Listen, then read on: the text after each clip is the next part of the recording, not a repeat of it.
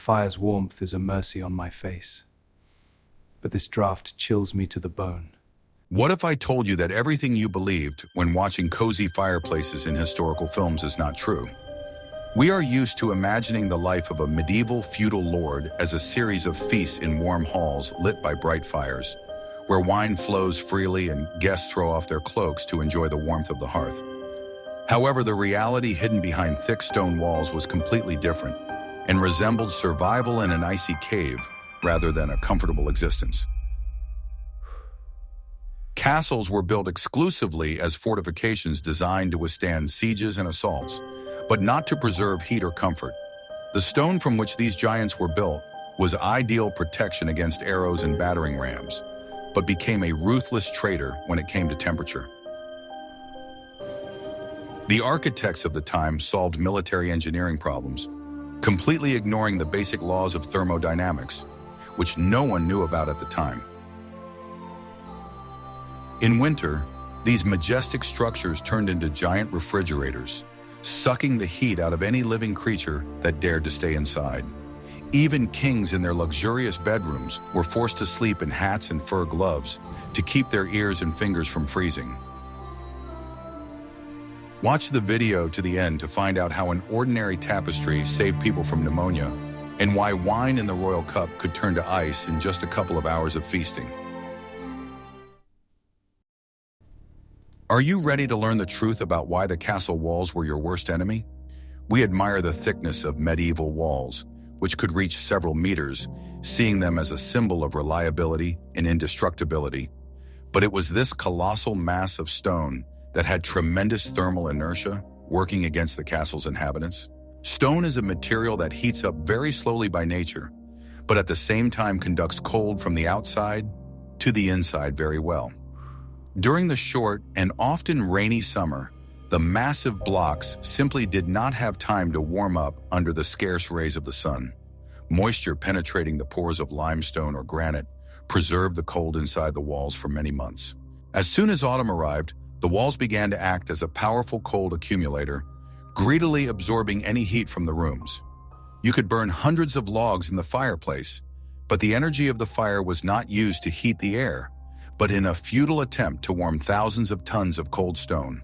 This created an effect that modern physicists call radiative cooling, when the human body loses heat simply by being near a cold surface. Even without touching the wall, a person could physically feel the life being sucked out of them, as if an icy iceberg were standing nearby. No carpets or wood paneling could completely insulate this endless source of cold. The feeling of cold in the castle was completely different from that outside. It penetrated to the bones and seemed tangible and heavy. Outdoors, you could move around, warming yourself by working or walking, but inside the stone bag, the cold was static and inevitable. It accumulated in the corners, spread across the floor, and pressed in from all sides, creating the atmosphere of a damp crypt. People living in such conditions were in a state of permanent hypothermia, which was impossible to get used to. Their bodies expended enormous resources just to maintain their body temperature at rest. The situation was exacerbated by the fact that stone has a tendency to sweat when exposed to temperature changes, becoming covered with a thin film of icy moisture. If someone tried to raise the temperature in the room sharply by lighting a huge fire, the walls instantly became wet with condensation. This water then evaporated, cooling the air even more and raising the humidity to critical levels. It was a vicious circle where attempts to warm up only made the cold more damp and penetrating. Living in such a climate was a real test for anyone's joints and lungs. Castle builders were well aware of this problem, but military necessity always took precedence over domestic comfort. Thickening the walls was the only way to withstand siege weapons, and no one thought about what it would be like to live inside in winter. Defense dictated its own harsh conditions, where warmth was considered an unaffordable luxury for the garrison. The castle had to stand forever, and stone provided that eternity, taking its toll on the health of its inhabitants. As a result, the safest place during wartime became the most dangerous to health in peacetime. Engineers of that time did not have access to modern insulation materials that could break the cold bridge. The only insulation was air, but there were no air gaps in the solid masonry. The cold traveled unhindered from the outer surface of the wall to the inner surface, meeting no resistance. This turned the living quarters into something like stone wells, where the temperature rarely rose above 10 degrees. Even in summer, on the hottest days, the interior remained tomb-like cool, which turned into unbearable cold by winter. There was a misconception that the underground levels of the castle were warmer because of their proximity to the ground. In fact, the basements and dungeons were the dampest and coldest places, where water often seeped through the foundation. The ground around the castle froze, transferring this cold to the lower levels of the building. Storing food in such conditions was ideal, but for humans it was slow torture. That is why the living quarters were built as high as possible, away from the damp ground. The upper floors, although removed from the foundation, suffered from winds that blew the remaining heat out of the stone box. The towers, exposed to all winds, froze through faster than the main buildings. The wind found every crack in the masonry, every crack in the mortar, turning the room into a wind tunnel. Drafts swept through the corridors with such force that they could blow out torches and candles.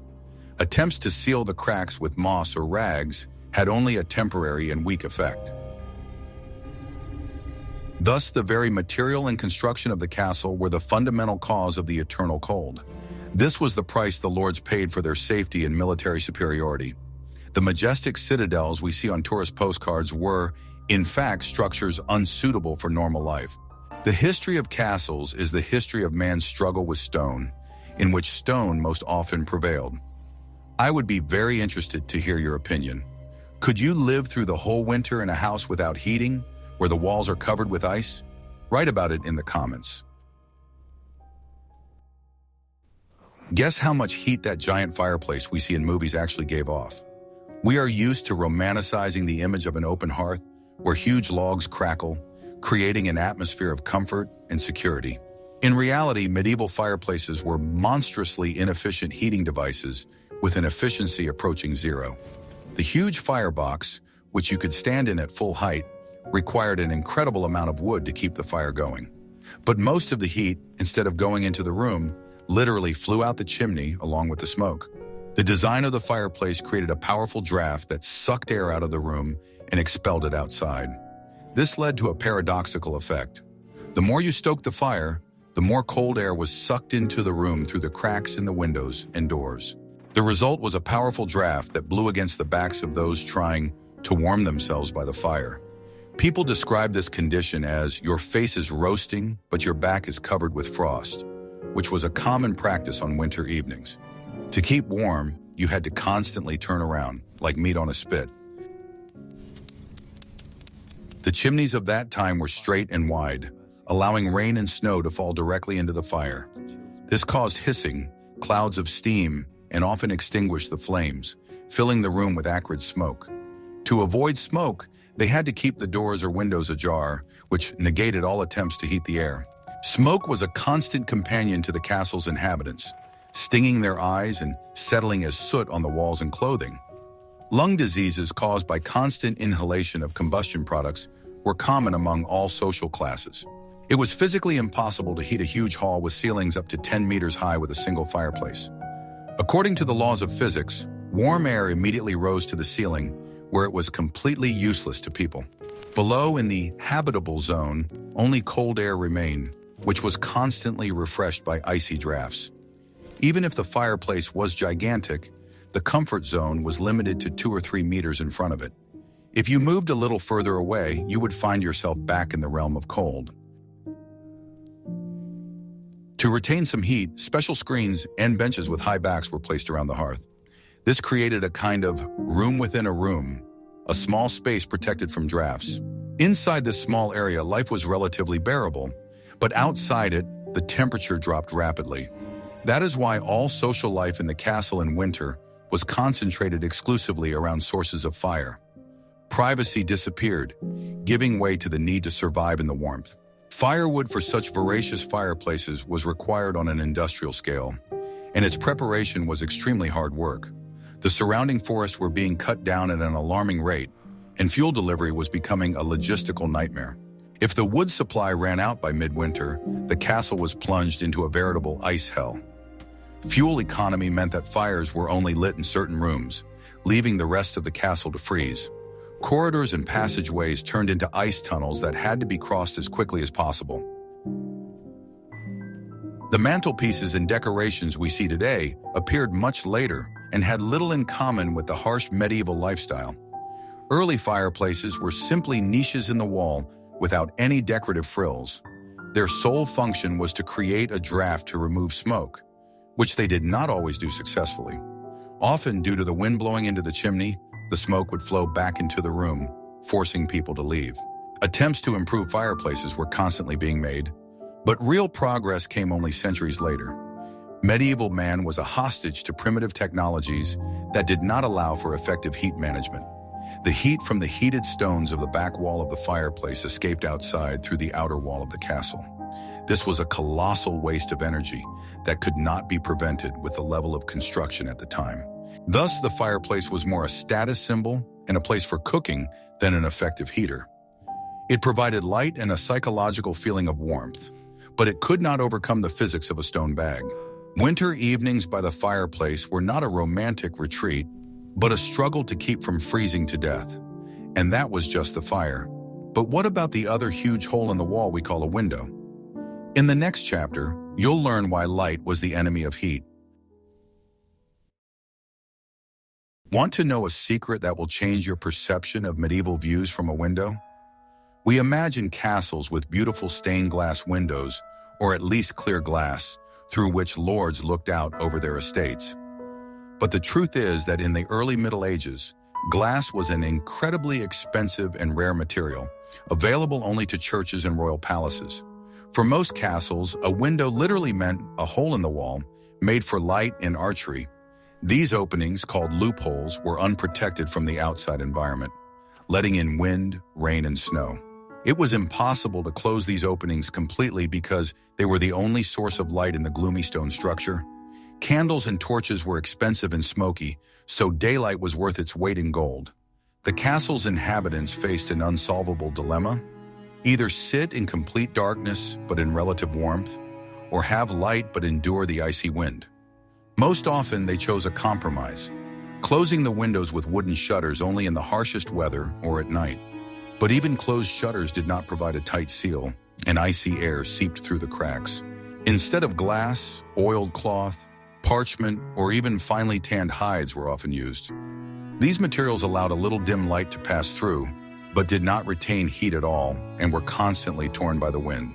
Such double glazing made it impossible to see what was happening outside, turning the room into an isolated chamber. Oiled cloth quickly became dirty with soot and dust, becoming almost opaque.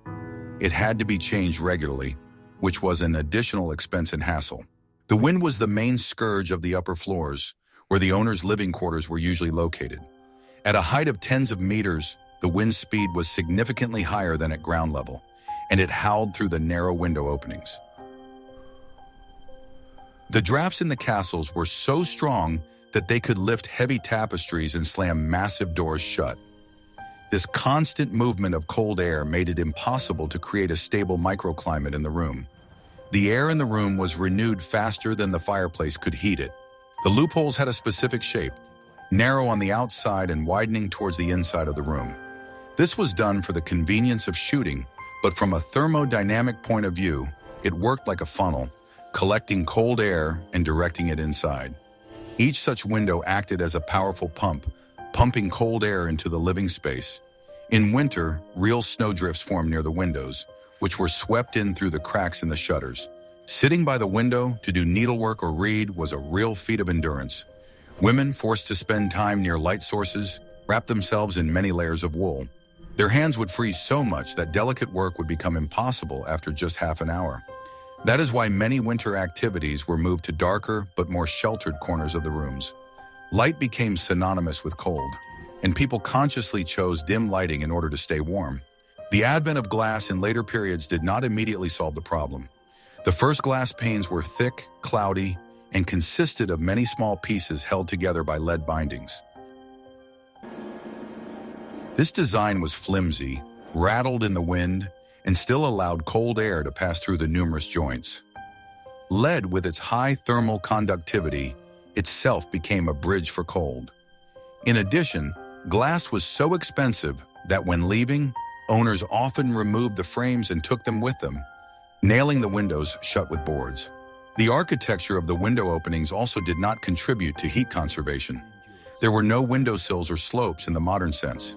The stonework around the window froze through, creating a cold zone with a radius of several meters. Condensation ran down the walls under the windows, contributing to the growth of mold and mildew. This made the areas around the windows the dampest and most unpleasant places in the room. The windows in the castle were primarily functional elements of defense and only secondarily sources of light. The concept of a beautiful view was not worth risking one's life due to hypothermia. The history of windows is a long journey from a simple hole in the wall to complex engineering systems. But for people in the Middle Ages, windows remained an eternally open portal to winter. If you like this fact, don't forget to like and to subscribe to the channel so you don't miss new videos about the secrets of history. Ready to learn about a hidden enemy that killed more slowly but more surely than frost? The cold itself was painful, but when combined with dampness, it became deadly. Medieval castles, especially those built in lowlands or on islands, suffered from monstrous humidity that permeated everything around them. Stone has a capillary effect, capable of drawing moisture from the soil to a considerable height, like a sponge. The lack of waterproofing in the foundations meant that the lower tiers of the walls were always damp to the touch. This dampness was not limited to basements. It rose upward, penetrating living rooms and bedrooms. Moisture condensed on the icy walls, turning into drops that dripped down, forming puddles on the stone floor. The air in the rooms was heavy, musty, and saturated with vapors that could not be removed by ventilation. Clothes, bedding, tapestries, everything was constantly damp and cold, never drying completely. Putting on a damp shirt in the morning was a daily torture that began the day for every inhabitant of the castle. The dampness led to the rapid growth of mold and mildew, which covered the corners of the rooms with black or green deposits. Mold spores floated in the air, entering the lungs and causing chronic respiratory diseases and allergies. People coughed constantly and suffered from rheumatism and joint pain, which worsened in such an atmosphere. It was believed that bad air caused disease, and medieval doctors were absolutely right about this, even though they did not know about microbes. Metal objects in the castle, armor, weapons, tools, rusted at an incredible rate. Servants had to spend hours every day cleaning and lubricating the metal with grease to save it from corrosion. Even books and documents in libraries suffered from moisture. Parchment warped, ink smudged, and pages stuck together. Keeping anything dry was virtually impossible. Attempts to dry the rooms with fire often had the opposite effect. Warm air from the fireplace collided with the icy walls, causing even more condensation. The walls literally wept, and water flowed down them in streams, creating a dirty mess underfoot. To combat this in some way, the floors were covered with a thick layer of straw or reeds. However, this straw, designed to absorb moisture and retain heat, itself became a source of problems. It rotted from below, creating an ideal environment for bacteria and unpleasant odors to multiply. Replacing the entire bedding was laborious, so often a fresh layer was simply added on top. The result was a kind of layer cake of rotting organic matter on which people had to walk and live. Moisture even penetrated food. Bread quickly became moldy, salt turned to stone, and grain could sprout right in the sacks. The constant struggle to preserve supplies was part of the daily routine of castle life. The dampness made the cold more penetrating, reducing the effectiveness of woolen clothing. Wet wool keeps you warm, but it weighs many times more and has a distinctive smell. In such conditions, the concept of comfort boiled down to finding at least a slightly dry place. People huddled around the fire not only for warmth, but also to dry their clothes directly on themselves. The vapors from drying clothes mixed with smoke and the smell of unwashed bodies, creating the unique aroma of a medieval dwelling. The dampness also destroyed the castle itself. Water froze in the cracks in the stones, expanded, and broke the masonry. Plaster fell off in chunks, wooden beams rotted, threatening to collapse.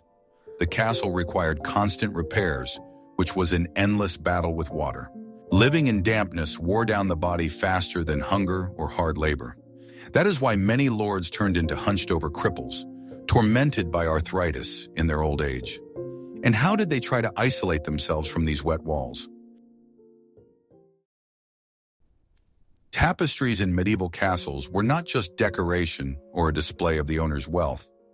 Modern people are used to seeing them in museums as works of art, but for the inhabitants of the Middle Ages, they had a purely practical significance. They were a vital system of thermal insulation, without which it would have been unbearable to stay in a stone room. The castle walls, several meters thick, froze through and radiated a deadly cold.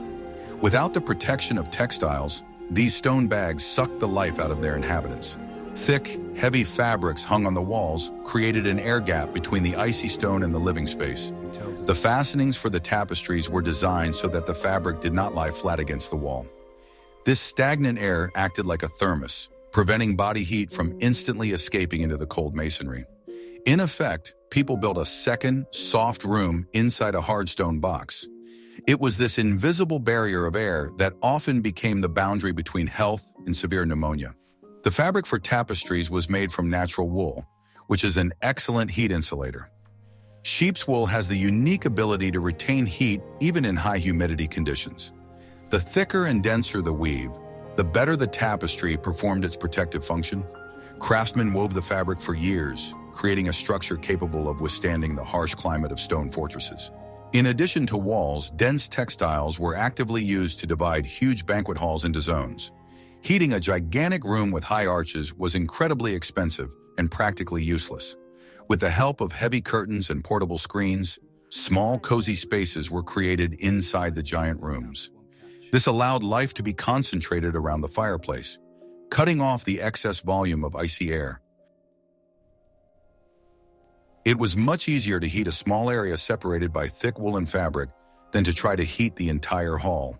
People huddled together inside these improvised tents, preserving precious warmth. Inside such a fabric cocoon, the temperature could be several degrees higher than outside, behind the curtain. This was often the only way to survive the harshest winter days. The wooden panels that were used to cover the walls in later periods served the same function as the fabric. Stone always remains cold to the touch, drawing energy away on contact, while wood quickly takes on the temperature of the room. Wood is a warm, living material that is pleasant to touch, and this changed the feel of the home. Oak paneling on the walls created an additional dense barrier against the cold coming in from outside. In addition, wood excelled at regulating humidity in the room by absorbing excess moisture. Combined with fireplaces, this created a healthier microclimate than in earlier castles. The combination of wood and fabric was considered the pinnacle of insulation technology at the time and cost a fortune. Only the most influential aristocrats could afford to cover their rooms with carved oak over stone. Carpets were also laid on the floors, but in the early Middle Ages, this was only affordable for kings and the wealthiest feudal lords. Oriental carpets were valued at their weight in gold and were considered a luxurious gift, not just a floor covering. For most people, however, simple mats woven from river reeds served as the main floor covering. In the poorest castles, the floor was simply covered with a thick layer of dry grass or straw, which was changed once a season. This primitive covering protected the inhabitants' feet from direct contact with the icy stone floor slabs. Stone floors were the main enemy of health, capable of causing joint and kidney diseases in a single evening.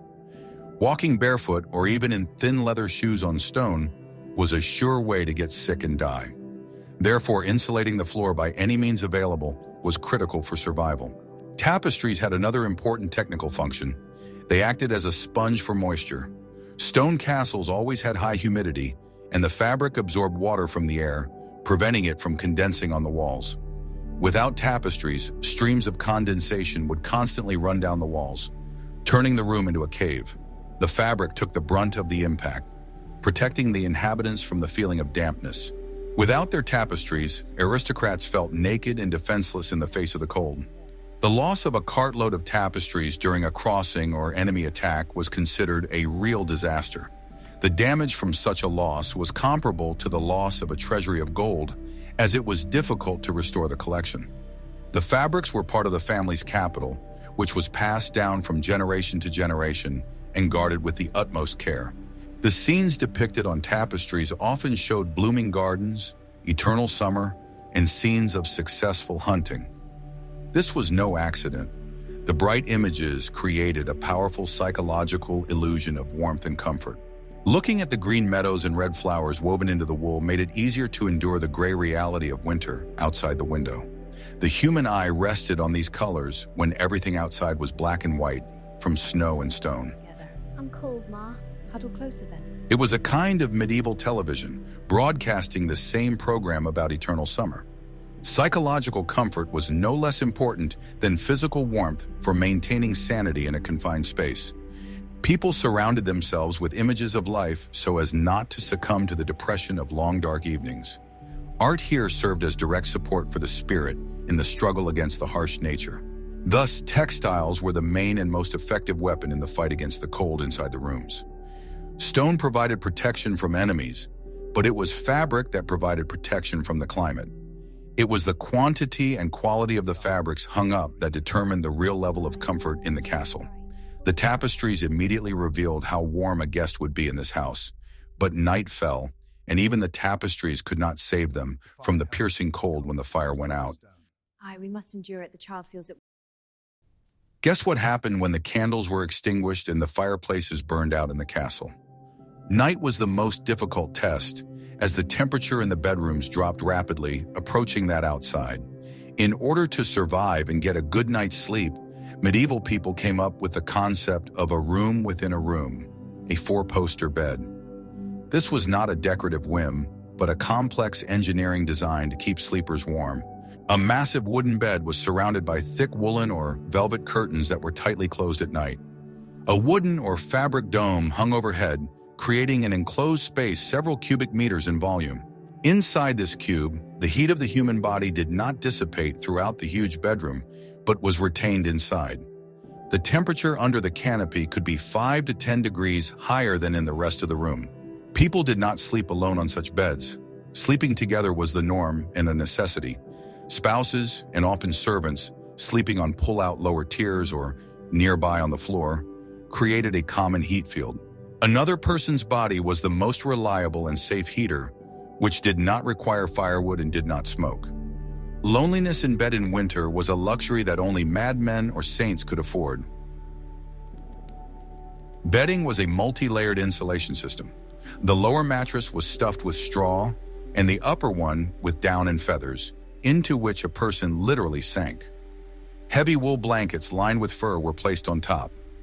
The weight of such a blanket was considerable, but it was this weight that ensured a snug fit and no gaps for the cold to enter. Before going to bed, the bed had to be warmed up. Servants used special copper pans with long handles filled with hot coals.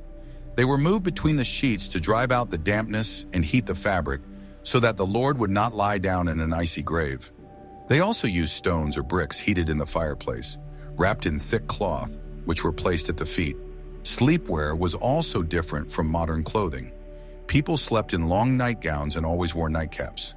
The head was the only part of the body that remained outside the blanket, and a huge amount of heat escaped through it. A nightcap pulled tightly over the ears was an essential part of nightwear. Men and women looked funny from a modern point of view, but it saved them from meningitis and colds. Crawling out of such a warm cocoon in the morning was a real torture. The air in the bedroom cooled down so much overnight that the water in the wash jug was covered with a crust of ice. Servants had to get up before everyone else, light the fireplaces and bring hot water, but even that did not make waking up comfortable. The transition from the warmth of the bed to the cold of the room was a sharp shock to the body. Canopy beds cost a fortune and were passed down as the most valuable piece of furniture. Often the bed was more expensive than all the other property in the house combined. It was an investment in the health and survival of the family. Even in the richest castles, the number of such beds was limited. Most of the castle's inhabitants, soldiers, servants, craftsmen, slept huddled together in a common hall by a smoldering hearth. They covered themselves with cloaks and huddled together, forming a single pile of bodies to keep warm. Night was a time when social barriers receded somewhat in the face of a common enemy, the cold. Everyone, from the king to the lowest servant, sought ways to preserve their precious body heat. But how did they preserve that heat during the day, when they had to move and work? In the next chapter, you will learn why fashion was dictated by temperature. Medieval clothing was not just a way to cover nakedness or demonstrate status. It was a personal life support system. In conditions where it was impossible to heat a room, a person had to create a microclimate directly around their body. The principle of layering, which is used today by tourists and the military, was invented during those cold times. The bottom layer was always a linen shirt, camisa, which absorbed sweat and retained skin oils. Linen was comfortable against the skin and created the first air layer. On top of it, they wore a woolen kata, a long-sleeved tunic. Wool is a unique material that keeps you warm even when wet, which was critically important in damp castles. The top layer was a surcoat or cloak, often lined with fur. Fur was the best insulator available to humans and was used everywhere. The rich wore ermine, marten, or fox, while the poor made do with sheepskin or rabbit. The fur lining created a powerful barrier against the cold, trapping the air heated by the body inside the clothing. Cloaks were so thick and heavy that they resembled portable blankets. Special attention was paid to protecting the extremities. Feet were insulated with woolen stockings, which could be double or triple on the coldest days. Shoes inside the castle often had thick cork or wooden soles to insulate the foot from the icy stone floor. Leather boots were often stuffed with dry grass or wool for extra warmth. The head and neck were always covered, even indoors. Hoods, chaperones, with long capes covering the shoulders were incredibly popular. This design protected the neck from drafts and prevented heat from escaping through the collar. It was not customary to remove headwear indoors, and no one was offended by this.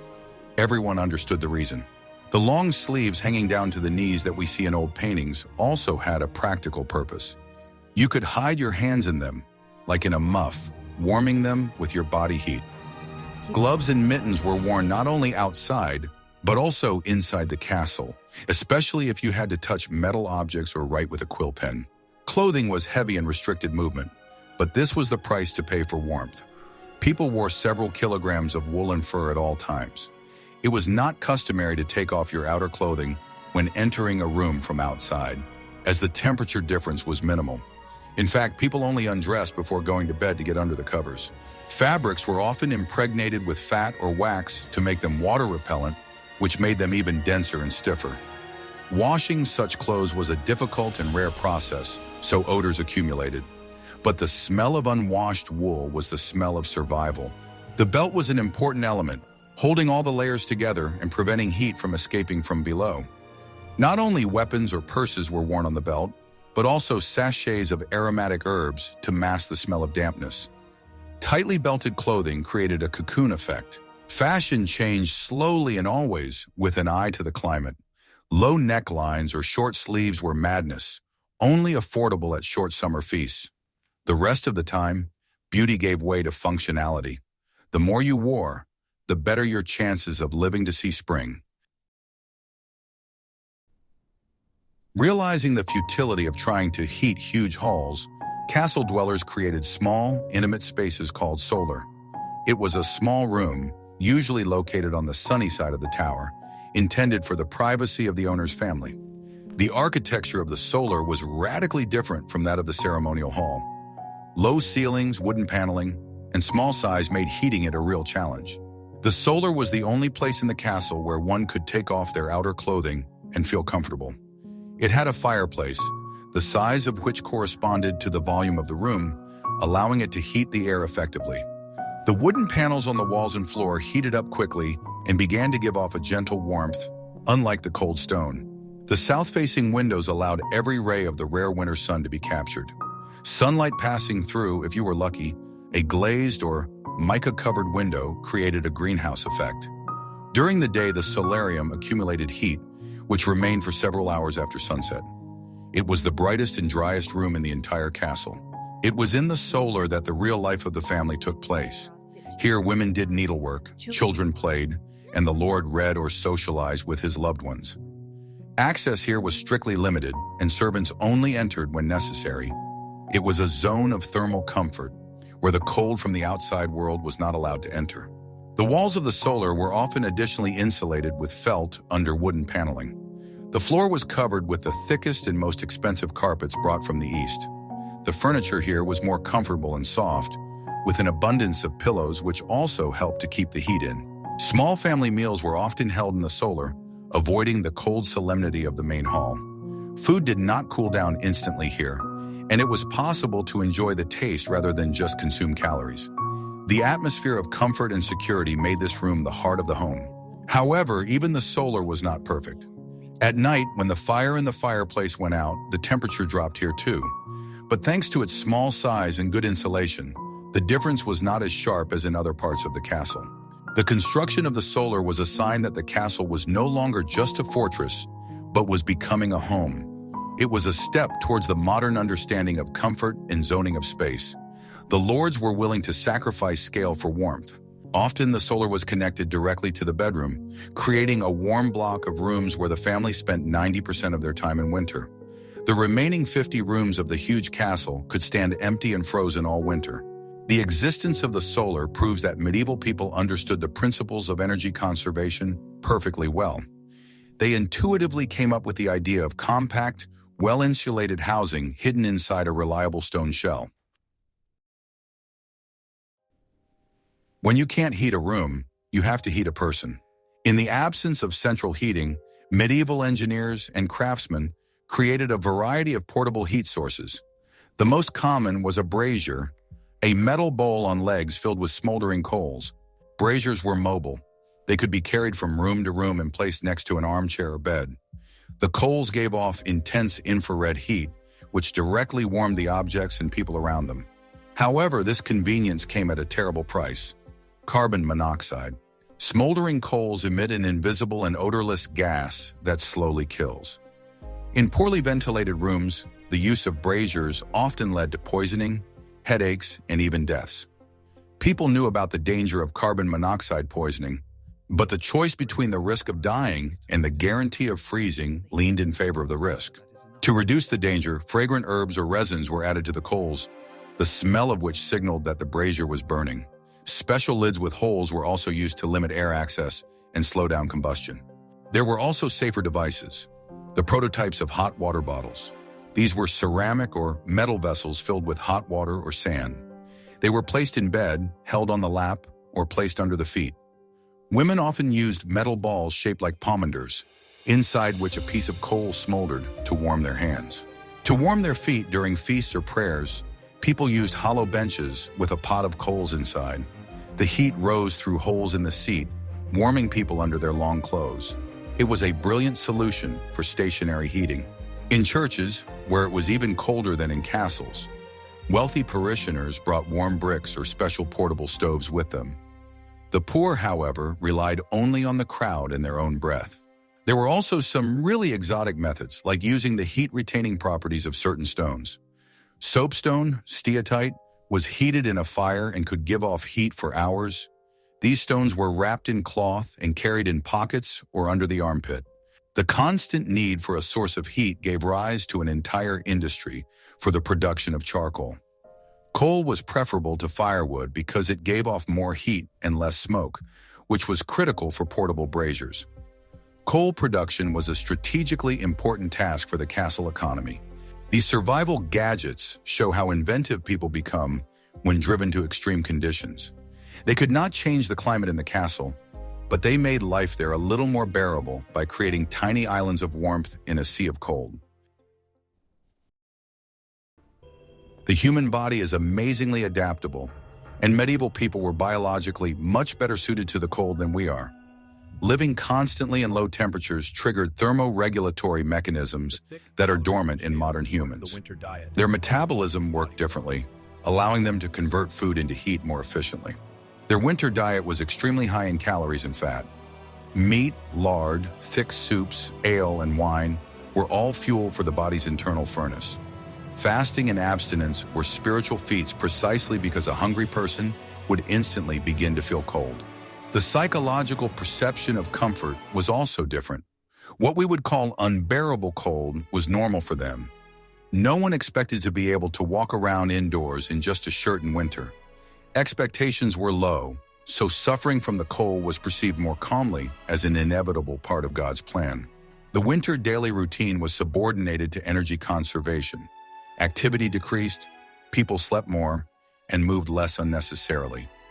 Life in the castle seemed to freeze, falling into a kind of hibernation until the arrival of spring.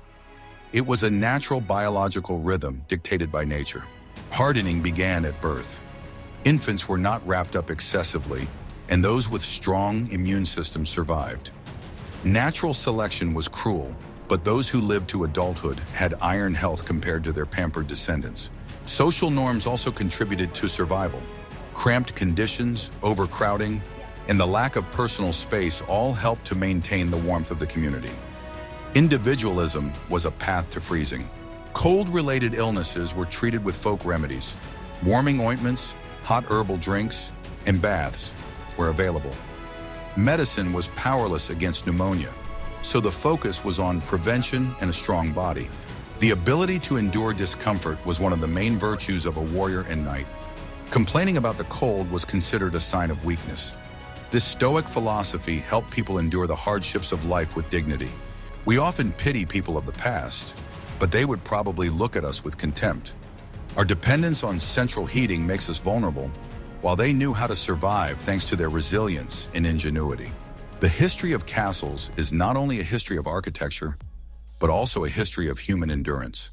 Cold stones shaped a generation of people capable of surviving anything, from the plague to the Little Ice Age. Stripped of its romantic aura, the medieval castle appears to us as a harsh machine for survival, where comfort was sacrificed for safety. Cold was a constant, invisible inhabitant of these walls, dictating the rules of life, fashion, and architecture. We saw that behind the majestic facades lay a daily struggle with physics, nature, and one's own body. This forces us to take a fresh look at history and appreciate the benefits of civilization that we take for granted today. If you are interested in learning about the everyday side of history, we have many more topics that may surprise you. What would you like to see in the next videos? The truth about medieval hygiene or an analysis of the real diet of knights? Share your ideas in the comments and be sure to subscribe to the channel to continue this journey into the past with us.